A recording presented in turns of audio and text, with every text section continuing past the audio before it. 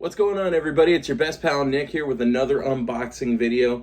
And I do know the past few videos that we've posted already, we've had opened up a couple Mandalorian figures from the Star Wars Black series. Now, I will say this, we had the Death Watch, we had Axe Wolves, we had Koska Reeves opened up, and now I figure it's only fitting here that if we got the three there, let's open up the leader here. And let's open up for Bo-Katan Kryze. Now, I will say I found this on a pretty good deal. Had to get it when I saw it. And this is from, I believe, Series 1 or 2, or Season 1 or 2 of The Mandalorian. So I'm really excited to see this. Was kind of bummed that there was no Darksaber for her. But at the same time, still nonetheless excited to have her in the collection there. So I'm going to jump right to it since Bo-Katan is an important part. Very iconic with the suit. Big, huge part of Clone Wars. If you've watched the Clone Wars series on Disney Plus, I would say, or, Disney Plus would be the only place I could think of.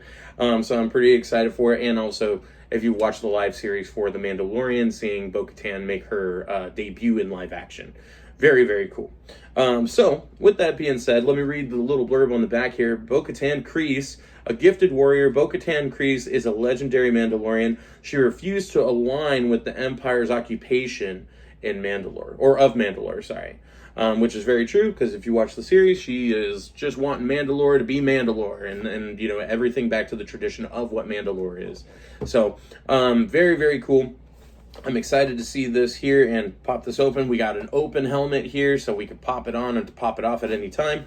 It looks like we got two pistols, or blasters, and I definitely know there's got to be a there's going to be a jetpack in there for sure. Wouldn't be a Mandalorian without one, to be fair with you.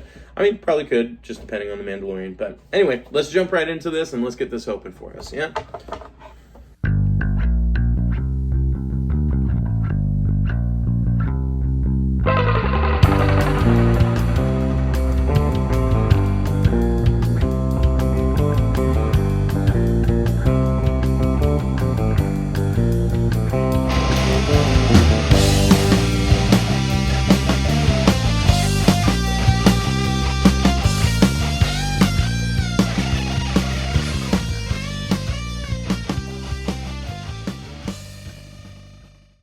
Alrighty, you guys. So we got good old Bo-Katan Kryze here, looking like a Bo-Katan Kryze should be looking. She's got her own little sigils for the night owls there on her shoulder plates, which is looking great. Armor's looking great. Obviously, the head sculpt for this actress is looking perfect as well. I will say Hasbro's really good at that for head scans. They're pretty good on making sure that they got it down to the T for the most part. There's a couple questionable ones, don't get me wrong, but this is still pretty cool. Helmet is removable, of course, so I love that the most. I love it when we can remove helmets, because that way you can see the character, take it off, pop it on, whatever you want. Scope for targeting for their missiles on the jetpack works perfect for Bo-Katan as well. She also does come with two holsters, so you can holster one gun here or one blaster there, and put the other one with the blaster in the hand. I just did one and one just for now, because I felt, like the last one I had both of them in there. So, and it is kind of weird. She gets two. The other one has two blasters, but she only has one holster. So kind of odd on that, to be fair with you. But to each his own type thing, So this is a pretty cool one. I will say legs are a little stiff on this one. The armor looks great. Still kind of battle worn, of course. So I'm not complaining on that. But I will say this definitely looks like a Bo-Katan Kryze should. Armor looks good. No pinned elbows or knees.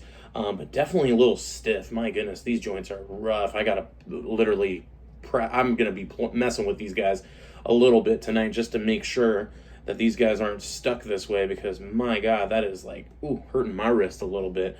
Just getting that all set up that way and putting it up right there. So, man, even pumping, like, the knees are a little bit easier. The legs are a little bit stiff, but they don't bounce back or anything, so that's pretty cool as well. And then, jetpack's pretty small. Like I said on the last opening for Koska Reeves, we should get them a little bit bigger. I mean, I don't know. Maybe it's because they are petite looking, and there's nothing wrong with that either. I just feel like, with the guys, they have these hefty jetpacks compared to the smaller ones that the ladies have. I don't know. Maybe I'm nitpicky about it. I just feel like this should be kind of more like equals, not just such a small little pack for them and a big pack for them, I don't know. Maybe it's just aesthetically not pleasing, and I just not picturing that there. So, but with that being said, this is a really cool figure, nonetheless. Definitely one I'm happy to have in my collection for sure. But what do you guys think? If you see it on the pegs and warming up the shelf, are you guys going to snag it? You guys going to not snag it? Wait for it to go on a cheaper price? I found this, I believe, on eBay, so I got her for a pretty decent price compared to what normally the Black Series figures go for Star Wars. And I'm just happy to have it into my collection of Mandalorians, which I do have quite a few more to open here. So, but yeah, let us know in the comments, like, follow, and subscribe, of course. And I just hope you're having a great rest of your week. And until next time, of course, peace.